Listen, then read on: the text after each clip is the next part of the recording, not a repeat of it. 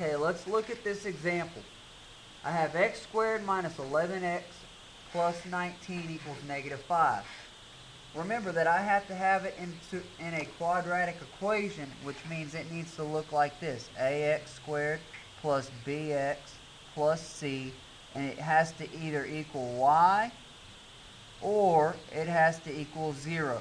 It can equal either one of those. It can equal either one of those. Okay? Does this and this match? No. I have a negative 5 over here by itself. So I have a number, right? So what number do I have to get to? 0. I have to get to 0. So how can I get to 0 from negative 5? I add 5 to both sides. Awesome. So I'll end up with x squared minus 11x plus 24 equals 0. Now I'm to where I need to be. And I can start factoring. I factor 24. Yes, sir, I do. I end up with 1 and 24, 2 and 12, 3 and 8, and 4 and 6. And when I add these, I get 25, 14, 11, and 10.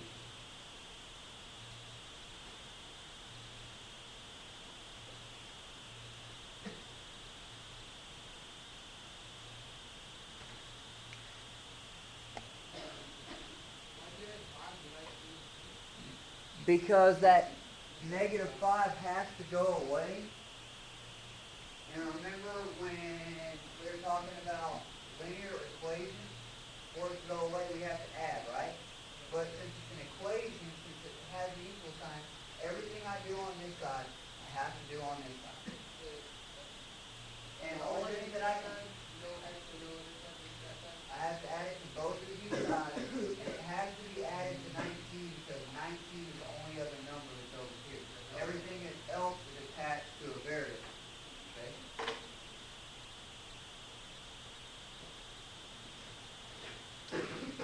So which one of these sets of factors is going to give me my middle term, my middle number? 3 and 8.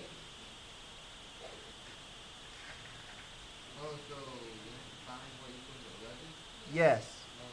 Because I know that all of these, when I multiply 1 and 24 and 2 and 12 and 3 and 8 and 4 and 6, is going to give me 24. But then when you combine them, you have to get it to 11. Alright? So I'm going to end up with x in both sets of binomials. And I'm going to end up with a 3 and an 8. Now, since this is a positive, my signs have to match. So they either have to both be negative or both be positive.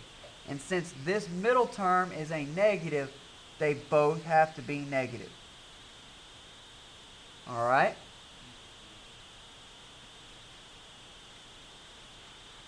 Now I can split my problems. And I'm going to split it to x minus 3 equals 0 and x minus 8 equals 0. And I solve for x.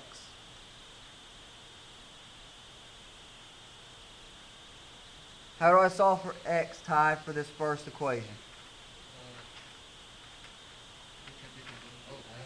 Add what? Add 3 to both sides. You just do the opposite. So x should be equal to 3. And I'll do the same thing over here, but instead of adding 3, I add 8. And x will be equal to 8. That's why factoring is so important. That's why I left that worksheet for y'all to work on yesterday so that y'all could practice this a little bit more. Now the other part of it, I've already found my factors. I found my roots. Now I need to find the axis of symmetry. So the axis of symmetry is, yes, is the negative b divided by the 2a. So I go back to this original equation. Actually, I go to this equation right here where it's set equal to 0. And I take the opposite of my middle term. That's the one with the x. So I'm going to take the opposite of negative 11, and I'm going to divide it by 2 times whatever that a value is, and it is 1. And when I simplify, I get 11 divided by 2. So my axis of symmetry is 11 divided by 2.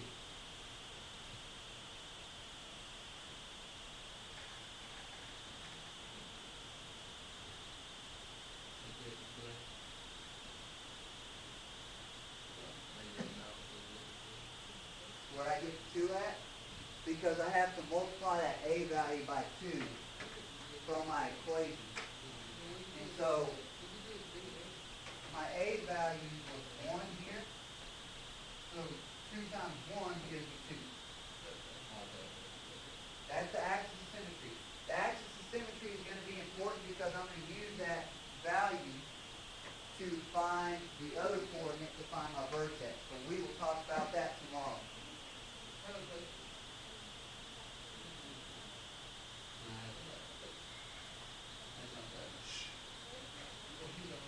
1 is the number in front of the x squared.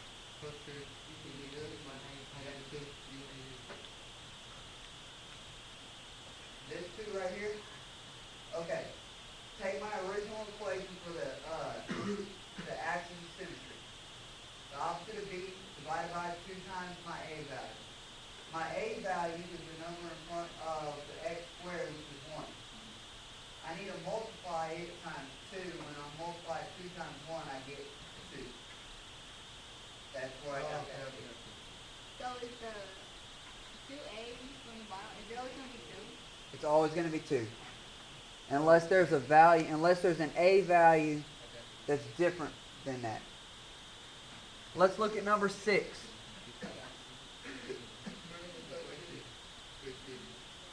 I will get to it in just a second.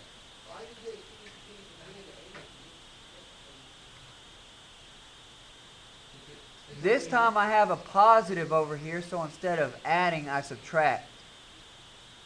I'm going to subtract 5 from both sides, and I will end up with n squared plus 7n plus 10 equals 0.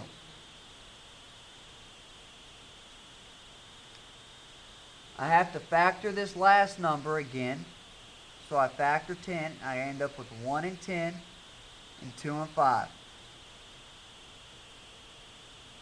And 1 plus 10 is 11. And 2 plus 5 is 7. So which should I use?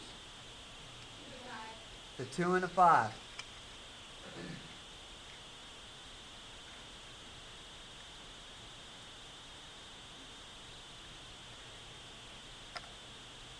I'll go ahead and break it up.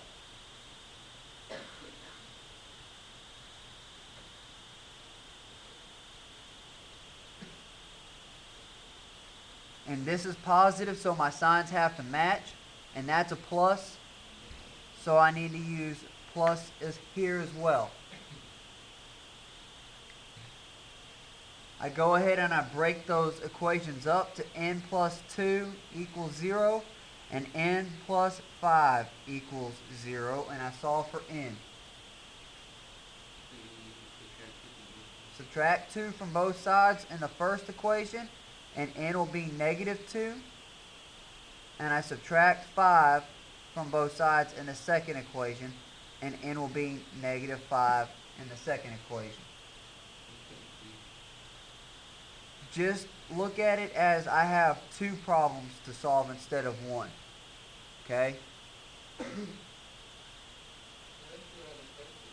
then what's your question, Brant?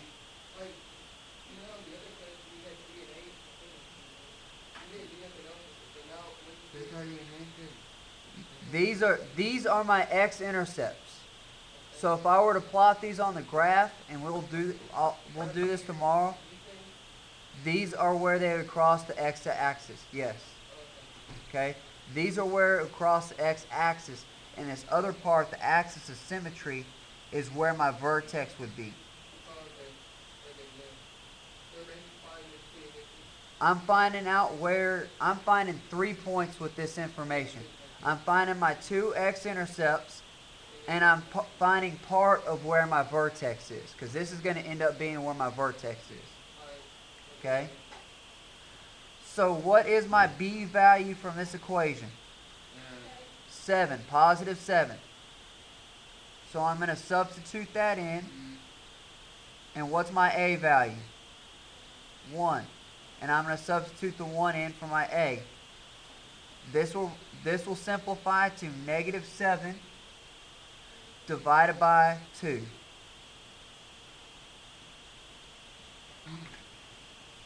I know, it's a whole lot of work, isn't it? But it's kind of easy though. Once you understand the steps, it gets easier and easier and easier. This is the axis of symmetry. The axis of symmetry is the x value for your vertex. So once I know what this axis of symmetry is, I could actually take this and plug it back in here and here and find out where my vertex is going to be solving for y. Okay?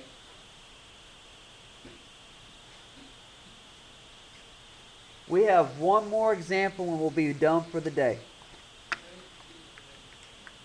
The last example is this example right here. It has one extra step. It has one extra step. And I'll show you what that is in a minute. What's the first thing that I have to do? Subtract the 6 from both sides, because this has to equal what number? Has to equal 0. That goes away. Negative 18 minus 6 is negative 24. I will end up with 6n squared minus 18n minus 24. Do you notice anything about those numbers? They are all what, Marco? They all have the same common factor, which is what, Marco? You already said it. 6. It's 6. So I can take a 6 out of all three of these. If I divide 6 by 6, I'm left with n squared. If I divide 18 by 6, I'm left with 3n. If I divide 24 by 6, I'm left with 4. Alright? This is the extra step. If there is a number in front of this first term, if you have an a that is not 1, try and factor something out of there to make those numbers smaller. If you can't, oh well, just roll with it and try and factor it from there. If not, if you can pull something out of it, it'll make your life a whole lot simpler.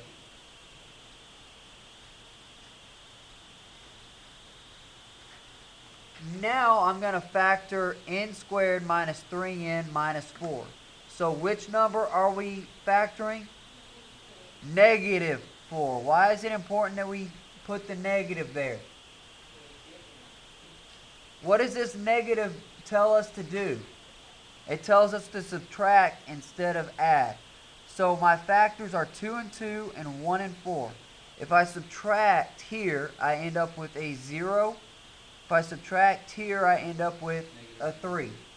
Okay? So I'm going to use these second factors to create the factors inside the parentheses. I'll end up with 6 and an n here, and a 4 here, an n here, and a 1 here. And this will be 0 still. Now, where does my negative sign go? Does it go with my 4 or my 1? It goes with my 4 because I need the negative to be showing, and 4 is a larger number. Now I factor only these two. I forget about the 6 when I'm solving for my roots. So I will break this apart again, and I'll get n minus 4 equals 0, and n minus 1 equals 0. So what is n going to become? Can we skip this? Can we skip this step? Or do I need to show my step? Why is it going to be positive 4? Because I have to add 4 to each side, so n becomes 4. So what does this become? N's going to be what? 1. Because I have to add 1 to both sides, Brant. What's the last thing I have to find? Axis of symmetry. That's going to be negative b divided by 2a. I'm going to go back to this equation right here. I'm going to go back to this equation. So my b is negative 18. So I'm going to make negative 18 opposite. And then I'm going to divide by 2 times, what's my a value now? 6. So I actually have a number there. This is going to be, the opposite of negative 18 is positive 18, and 2 times 6 is 12. Can I reduce this fraction? Can I simplify it? To what? It will become 6 over 4, but it will also become 3 over 2. How are we with this?